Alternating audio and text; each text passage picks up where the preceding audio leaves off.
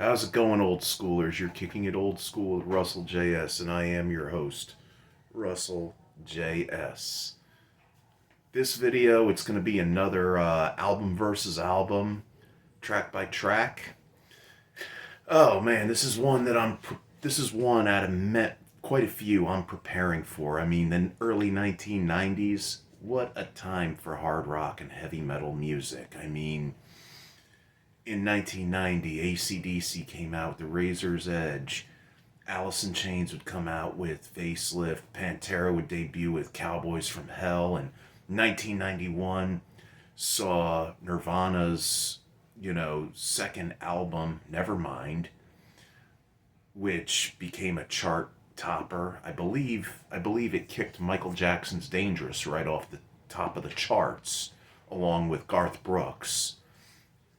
Metallica came out with the Black Album. Everybody and their mother jumped on the bandwagon with Metallica. Um, oh yeah, it was a really righteous time. I mean, you would see the sequel to Bill and Ted's Excellent Adventure, which is Bill and Ted's Bogus Journey. In 1992, Megadeth would fire back because the rivalry between Dave Mustaine of Megadeth and Metallica. Whoever is a fan of both bands knows that rivalry. Uh, Black Sabbath would make a come. Oh yeah, in '91, Ozzy Osbourne came out with the No More Tears album, and then it was just. I mean, the time between 1990 and 1993, it was like a who's who of hard rock and metal veterans and guys that are currently doing it. But tonight, two of these albums are going to battle it. It's the same band. If you were a preteen or a teenager or an early 20 something in 1991,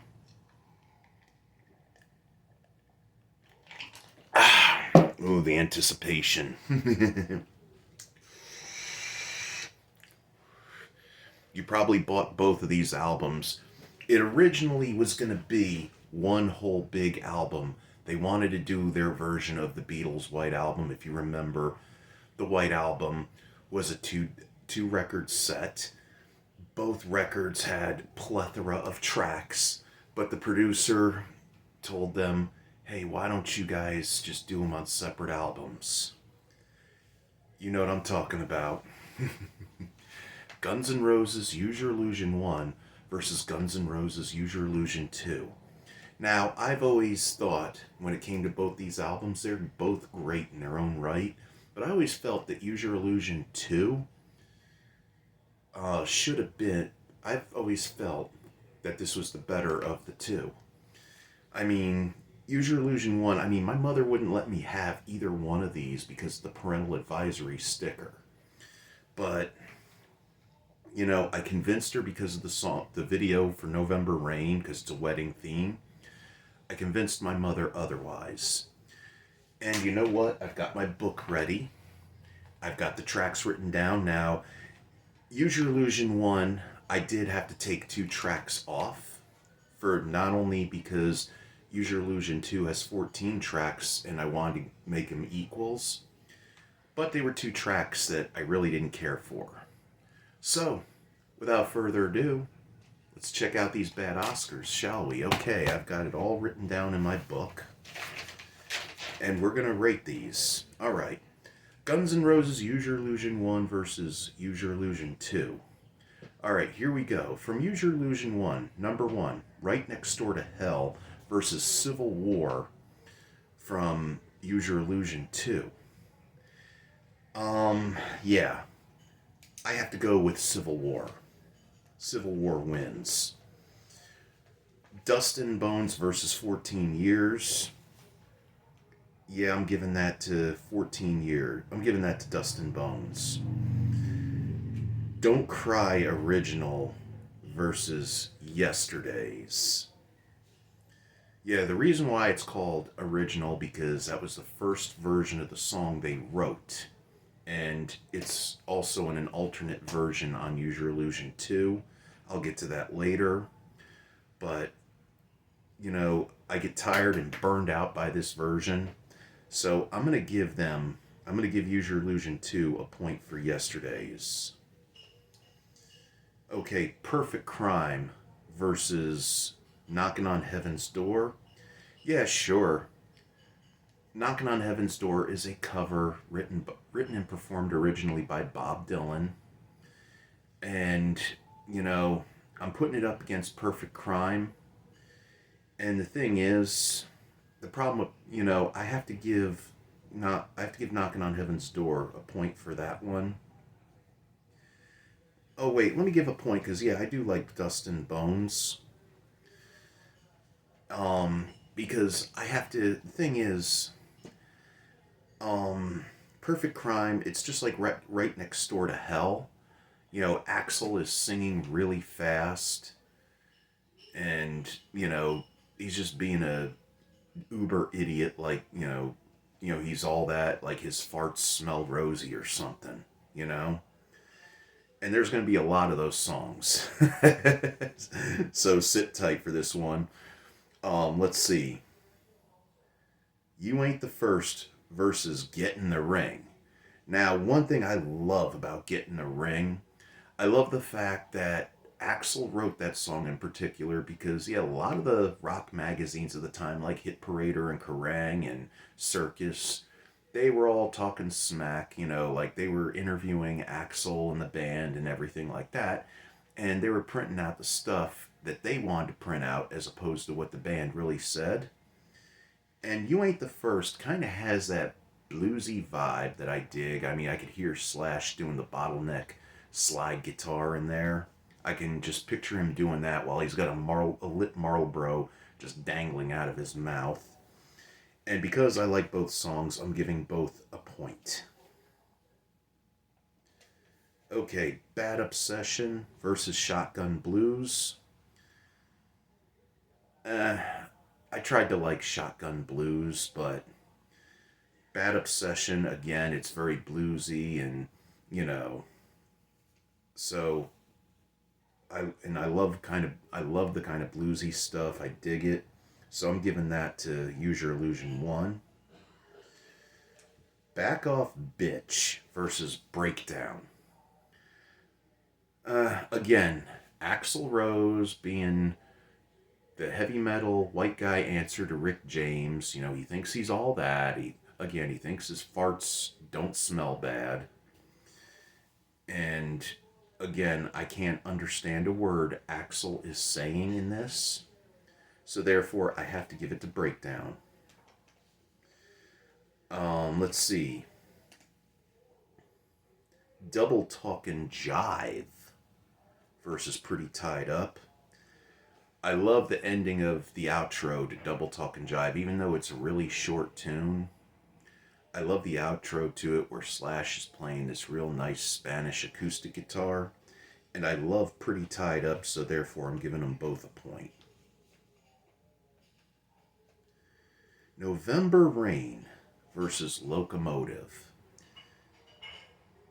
I have to say, I have to give that to November Rain for two reasons. One, Locomotive is just another one where Axl is talking his gruff, and he's, and November Rain was what convinced my mother to let me have these two albums after begging her for weeks on end. Because, again, the parental advisory sticker. The Garden versus So Fine. I have to go with The Garden because So Fine is really too slow. I have nothing against power ballads, but that one is way too slow. And The Garden, what I really love about that tune is you got Alice Cooper going ahead and, they have Alice Cooper as a guest vocalist, and I'm a huge fan of Alice Cooper. And let's see, Garden of Eden versus Estranged. Well, again, it's one of those songs where I remember the music video where it shows the band jamming in a studio, and Axl's singing so fast that they'd do like a little karaoke with the ball bouncing on the words. And, I like the song and everything, but you know what? Heck it. And I love Estranged because that did go ahead and complete the ballad trilogy that had going on with Don't Cry, November Rain, and Estranged. So I'm going to give them both a point. Don't Damn Me versus You Could Be Mine. Yeah, this is why I think I love, Use Your Illusion 2 better, because another one of those songs. So I'm giving that point to You Could Be Mine. Bad Apples versus Don't Cry alternate lyrics. Now here's where we get to the thing. I've listened to both versions of Don't Cry, the original and the alternate lyrics. And I think that the alternate version is actually better than the, what do you call it, version, the original. So, Don't Cry alternate lyrics, or should I say Don't Cry Part 2, that gets a point. Dead Horse versus My World. Oh boy. Dead Horse gets the point. Now, here's where I'm at a crossroads. Both albums are tied in this.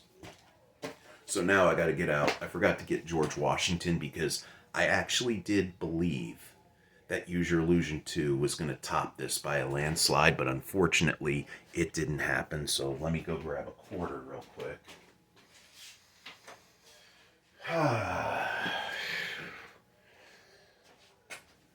Here's how we're going to do this. Heads, it's going to be Use Your Illusion 1, and tails, it's going to be Use Your Illusion 2.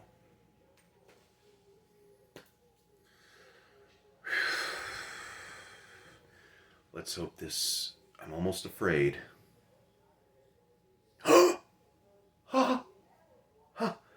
Yes! Fate was on my side. Use Your Illusion 2 wins. Ooh, hoo, hoo, hoo.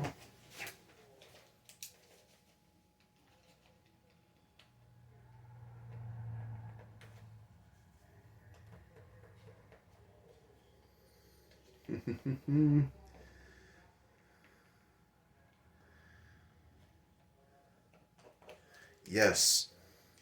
Okay, they were both tied by 9 points, and just by a stroke of fate, the winner is Use Your Illusion 2. Yes, I knew it. I flippin' knew it. That Use Your Illusion 2 is the better of the Use Your Illusion albums. Yes. Congratulations. You won. You won. You beat your brother there. Right on, brother. And I want to go ahead and tell you a little story about, I was a huge Guns N' Roses fan at the time. I still listen to Guns N' Roses. I'm not as huge of a fan as I was then when I was younger. But let me tell you what, like I was saying, in those times, Metallica was actually the biggest of all the bands. And, Metallica was so big. The Metallica fans, you said anything bad about them, forget it. You were looking to get hurt. You were looking for trouble. I remember I said Megadeth was a far superior band, that they were heavier, when I was in 8th grade, 7th or 8th grade, and I got punched in the mouth by a Metallica fan for that. And when I was a freshman in high school, I wore a Metallica t-shirt, not a Metallica, but a Guns N' Roses t-shirt to show my fandom. And I got what was called red-bellied. Here's what happened. I got cornered by some Metallica fans. One of them came behind me, restrained my arms behind my back, while his buddy lifted my shirt over my face on top of my head and randomly was slapping my belly until it turned red. And meanwhile, I'm sitting there like this. I'm like, stop! I like Metallica too. Guns N' Roses is just my favorite band. Please stop. And they looked at me and They said, "Shut up, you Guns N' Roses loving." I don't really want to say the word because I don't want to get full of hate, but I'll give you a hint. The word rhymes, the word starts with the letter F and it rhymes with maggot. Enough said. And, yeah, I got ridiculed because I love Guns N' Roses over, Metallica. I mean, I like Metallica too, but, in many ways, to be fair, Metallica is one of the most overrated bands in the world. I mean, they're right up there. I mean, I love the overrated bands too. I love Kiss. I love Metallica. I love I love Led Zeppelin. You know, I love all these bands. I mean, I don't think there was only one band ever that I said sucked, and I still believe it to this day. That's Marilyn Manson. Now, what some people would say though the bands suck. What bands I thought weren't all that great, where I would say that they would suck, I would just say, not my cup of tea, but they're good for what they do. They're good for what they do. They're just not my cup of tea. And I want to be fair. The only band I think sucks is Marilyn Manson. I mean, the guy's uglier than sin. I don't know how women can be attracted to him. The band just, I don't know what it was about it. But you know what? Use Your Illusion 1 wins this round. And, I'm starting to do things with this book. Pretty soon I'm going to have it where Megadeth Countdown to Extinction is going to go against the Metallica Black Album. I'm going to put Ozzy Osbourne's Blizzard of Oz against Holy Diver. And if I have time, I might go ahead and do another one. Maybe I'll surprise you tonight and do this one that I've already got written down. But I'm also going to be doing stuff like I'm going to put Sammy Hagar's Marching to Mars versus Robert Plant's Fate of Nations, up against each other. Because you know what? In my opinion, there's a lot of great frontmen in the history of hard rock. Ozzy Osbourne, Roger Daltrey, Freddie Mercury, Jim Morrison, Mick Jagger, Phil Anselmo, David Lee Roth. But out of all of them, to me, Sammy Hagar and Robert Plant are really two awesome frontmen.